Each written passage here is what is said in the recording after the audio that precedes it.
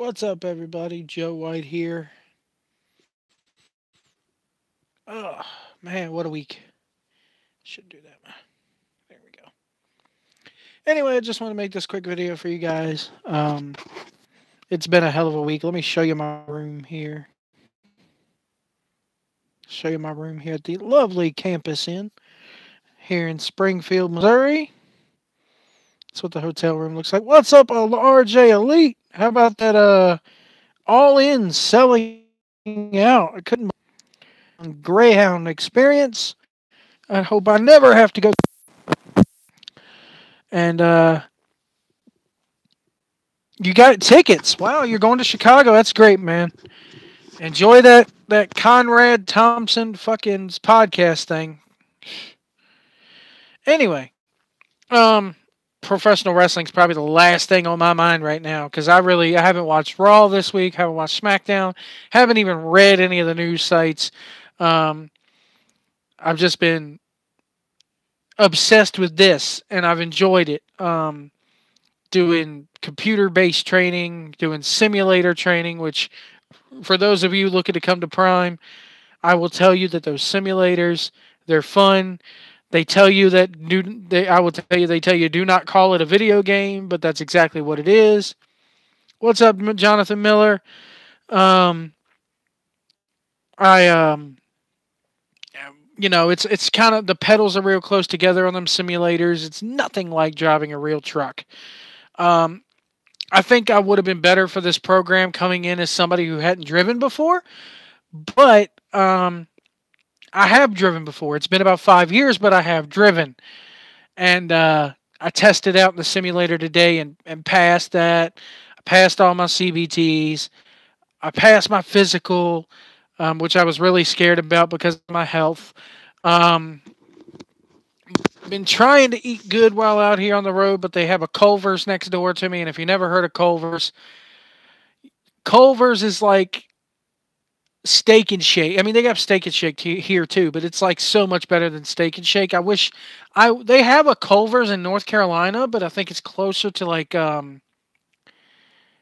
shit. Where's the military? That military Fayetteville. It's close to Fayetteville. Um, so yeah, I've just been doing all that, and I tested out on the simulator today. I don't have shit to do but a couple meetings tomorrow, and then Friday I get to go tour the. How do you take your mixers? What do you mean mixers? I don't know what you mean by mixers. But anyway, um, Friday we get to go to what they call the Millennium Building, which is their big terminal, their corporate headquarters here in Missouri. Um, Hopefully, then I'll get me a trainer because if I don't get me a trainer, they're going to send me to the practice pad, which is basically a big slab of pavement where you learn to back up trucks, and I can't stand that. Oh, ice cream. Who? Steak and Shakes ice cream? I'm not a big fan of Steak and Shakes milkshakes, to tell you the truth. Their strawberries taste like strawberry quick. Um, the very first shake I ever got from Steak and Shake was a chocolate strawberry, and it was Culver's. Um, I haven't had their ice cream yet because I'm a diabetic. I can't have it. But I shouldn't have eaten the burger last night. Um, but I did, and I'm glad I did because it was freaking amazing, and it was better than the food they have here at the cafeteria. Not that the food is crap here. It's actually very, very good for the most part, but I wanted a real meal last night, and so I went over to Culver's. Um, the stuff that they serve here is Stouffer's finest. I'll put it that way. It's so loaded with sodium and shit. The hamburgers that they have here are frozen patties, And for somebody who's a diabetic, I have to watch what I eat. So I was probably better off going to Culver's last night. Um, so yeah, I'm not a fan of staying over there at that pad all day, what they call the training pad all day, because 9 times out of 10 they have more than one person on the truck, and you got to stand outside and wait. And because of the way my knees and my feet are, I can't stand for long periods of time, which is why I've been working from home for the last 5 years, and which is why I drove a truck beforehand, which is why I don't go get a normal job at McDonald's because I can't do it. Um, So I'm not looking forward to doing that. I hope I get a trainer before it. But there's people here who are waiting on trainers, been waiting on trainers for 2 or 3 days. It's common. That's common in the trucking business. There's not enough trainers, and they put too many students through the program. I thought they had about 104 people come through this week alone, and I'm sitting here thinking we were going to have a significant drop off, and we didn't. There's still about 80 something people on the program. That's 80 something people needing trainers. It's crazy, and I will tell you, half of these people probably, in my opinion, shouldn't even be here. They tell you to show up for a meeting at 7 o'clock, and these people in the morning, and these people are dragging their asses in there at quarter to eight. And I'm very, very, very much for being on time. If you're late to a fucking class, you're going to be late picking up or dropping off a load. Which and not only that, it just makes everybody fall behind because a meeting that should take an hour is now pushed back 15 to 20 minutes because the instructor has to get these late people's names and get them checked in and catch them up on what we've been talking about.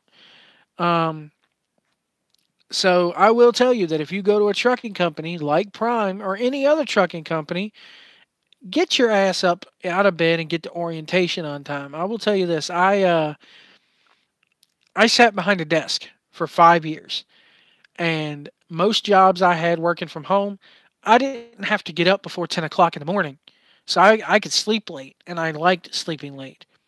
So if I could go from sleeping late every day for 5 years to all of a sudden having to drag my fat ass up out of bed with very little sleep, you know, anybody should be able to do it if I can do it. Um, I do have a roommate here in the hotel. He's not here right now. He has one of those sleep apnea machines, CPAP machines, I think they call them. Thing is so fucking loud. It keeps me up at night. Sounds like a goddamn air compressor going off. He's been waking me up so much. I don't think I've gotten a full night's sleep since I've been here. The other night he was waking up every 30 minutes with bad cramps in his leg. And 4 o'clock in the morning yesterday morning, I woke up to him screaming bloody murder in the bathroom because his legs were hurting. And I'm sitting there thinking, dude, if you can't walk without getting a cramp or sleep without getting a cramp in your leg, you have no business being behind the wheel of a truck. Because if you get a cramp in your leg while driving down the road, you're going to kill somebody. You know, if not yourself, you're going to kill somebody else. Um, it's weird. He left here this morning. I saw him at breakfast. I saw him at the orientation meeting, but I have not seen the guy all day. And I'm hoping he was having some trouble with his medical stuff. I'm not going to go into that. It's not my story to tell. Um, I think he was waiting on a note from his doctor, but I haven't seen him all day. And I'm kind of hoping, everybody should be able to get an equal chance to come through here and make a living for their families. And I don't wish no bad harm on nobody. So I'm kind of hoping they didn't send him home. But at the same time, he's probably not cut out for this.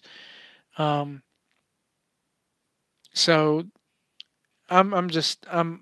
It's 9 o'clock here. I'm on Central Time Zone right now, so it's 10 o'clock, or about to be 10 o'clock back home.